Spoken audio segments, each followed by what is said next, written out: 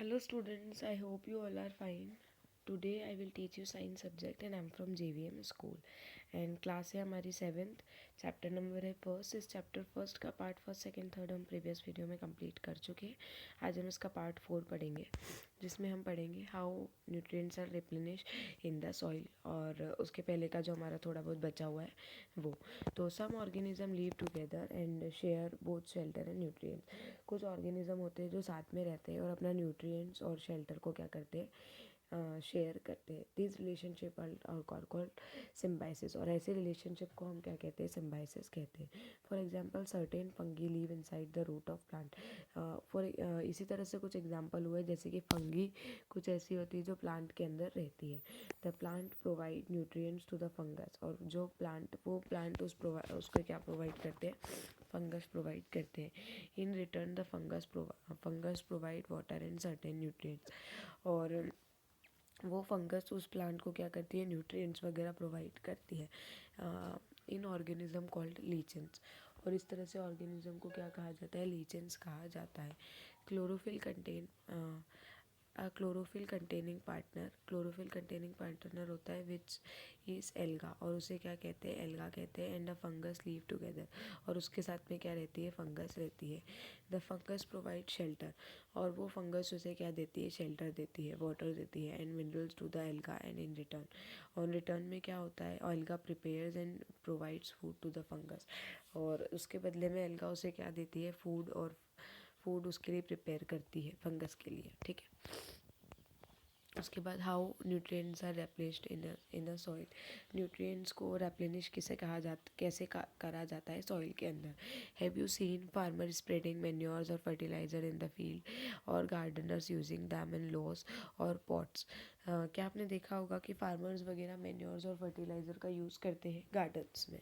तो जब वो गार्डन्स में उसका यूज़ करते हैं तो वो क्यों करते हैं, do you know why this is done, और वो क्यों करा जाता है. You learn that plant absorb mineral and nutrients from the soil.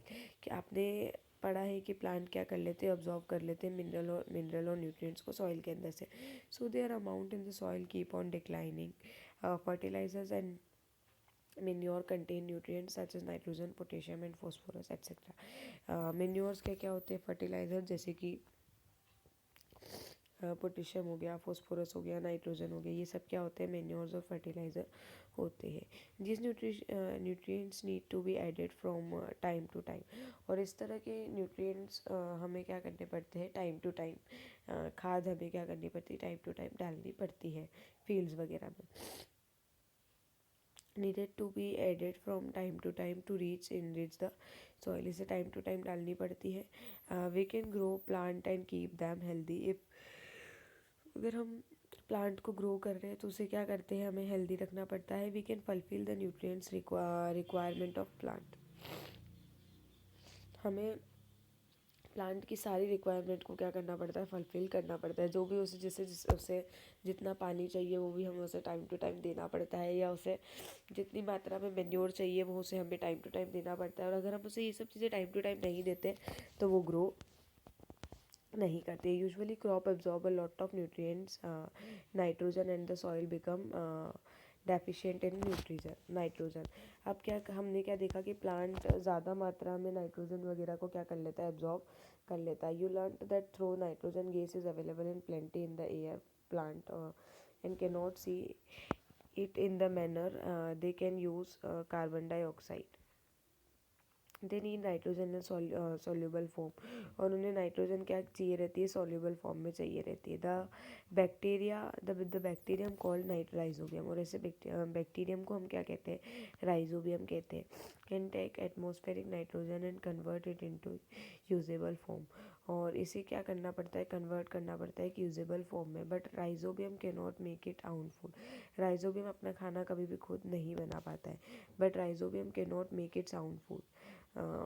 So it if often lives in the roots of gram, pea, moong, beans and other legumes provide them with nitrogen. In return the plant provide food shelter to the bacteria. इस तरह के plant क्या करते हैं, symbiotic relationship perform करते हैं। जैसे कि वो उन्हें कुछ देंगे तो उन्हें वो कुछ देंगे। जैसे कि अगर वो उन्हें फूड बना के देगा तो वो उन्हें क्या देगा, शेल्टर वगैरह देगा। और इस तरह के रिलेशनशिप को हम क्या कहते हैं, सिम्बायोटिक रिलेशनशिप कहते हैं। This association is great significance for the farmer and leguminous plant are grown by most of the plant. Dal are obtained from leguminous plant. In this chapter you learned that most of the plant are autotrophs. इस chapter में आपने ये पढ़ा कि बहुत सारे plant क्या होते हैं, ऑटोट्रॉप्स होते हैं। मोस्ट ऑफ द मतलब ज़्यादातर प्लांट ऑटोट्रॉप्स होते हैं, कुछ सेप्रोफाइटिक होते हैं और कुछ पैरासाइटिक होते हैं। They derive nutrition and other organism, जो कि अपने न्यूट्रिशन के लिए दूसरे ऑर्गेनिज्म पे डिपेंड होते हैं। All organism are categorised as heterotrophs, और जितने भी ऑर्गेनिज्म होते हैं उसे क्या किया गया है, हेटेरोट्रॉप्स के उसमें रखा गया है। ज़्यादातर हेटेरोट्रॉप्स के उसमें रखा गया है। Since they depend on plant and animals for food, और वो प्लांट और एनिमल पे ही अपने फूड के लिए डिपेंड करते हैं। Can we say that are insectivorous plant are partial heterotrophs, तो क्या हम कह सकते हैं कि पैरासाइटिक जो इंसेक्टिवोरस प्लांट होते हैं वो पार्शियल हेटेरोट्रॉप्स होते हैं। ये वाला चैप्टर हमारा फिनिश हो गया। नेक्स्ट हम हमारी नेक्स्ट वीडियो में पढ़ेंगे। Thank you.